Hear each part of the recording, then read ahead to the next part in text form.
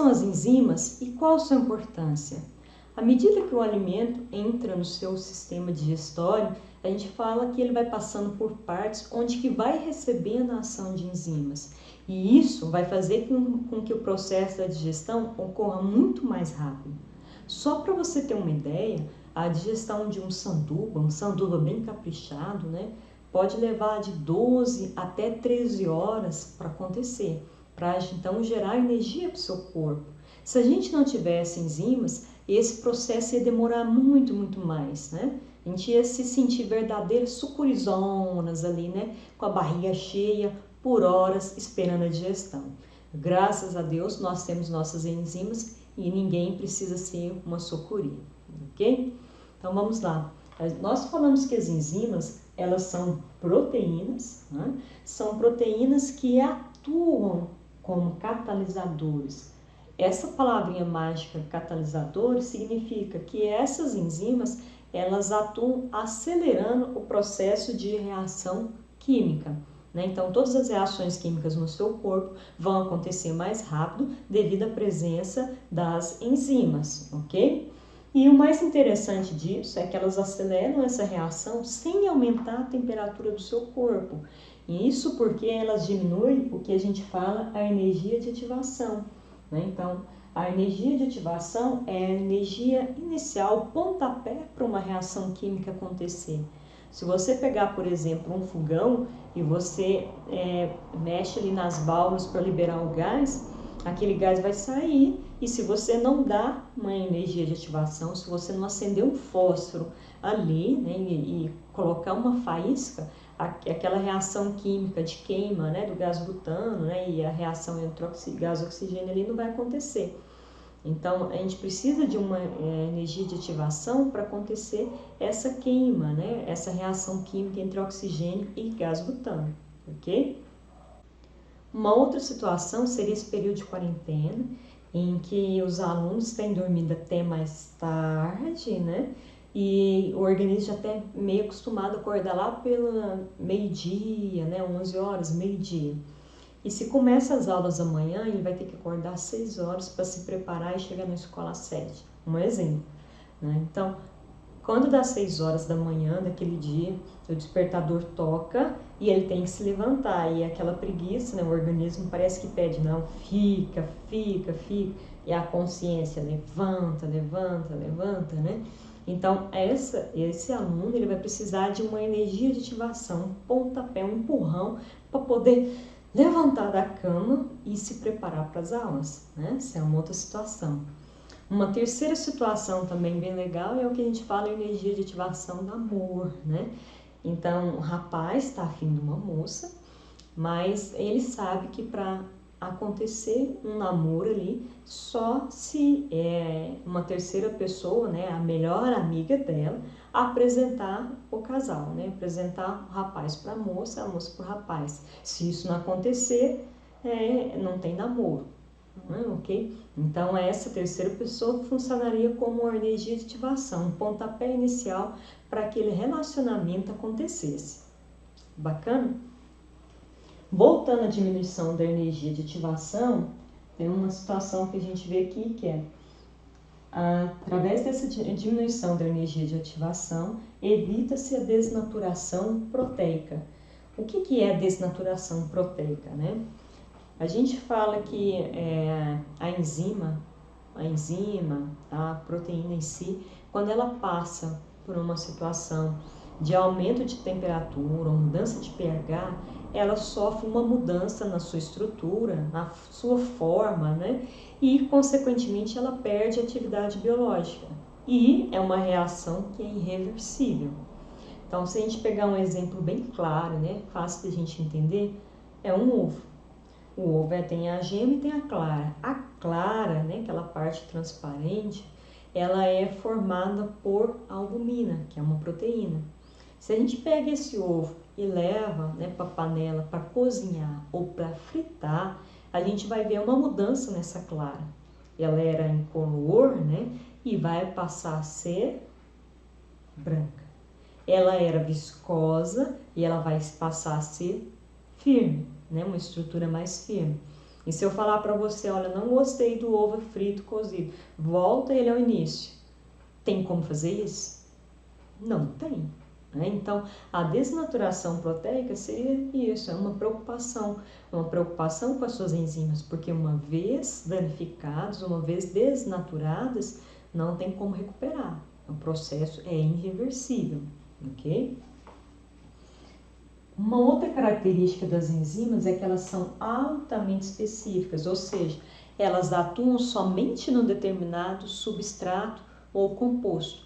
Então, por exemplo, a enzima lipase é uma enzima que só atua no substrato lipídico. O nome já está dizendo qual o composto ou substrato que ela atua. Substrato é uma palavrinha diferente, tá? Mas sempre liga ela ao composto, tá? Então, protease é uma enzima que vai atuar no substrato proteína. Então, vai quebrar essa proteína. A lactase, já está dizendo também, né? Está bem claro, é uma enzima que vai atuar quebrando a lactose. A amilase salivar, ou pitialina, a enzima que está na saliva, ela vai atuar quebrando o amido. Detalhe que essas enzimas aqui todas têm o sufixo ase, tá? Então, isso aqui é uma terminação para indicar enzimas.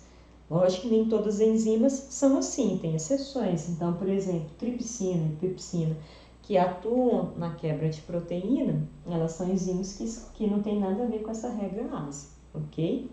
Tudo bem? Vamos seguir. Uma observação que eu coloquei aqui, que é muito importante, muito relevante, tem a ver com o início, né, do nosso texto, da nossa explicação. Nós dissemos no início que as enzimas são proteínas, só que há exceções, né?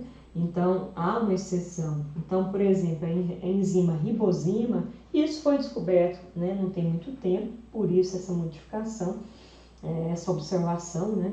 A ribosima é uma enzima que é constituída por uma molécula de RNA.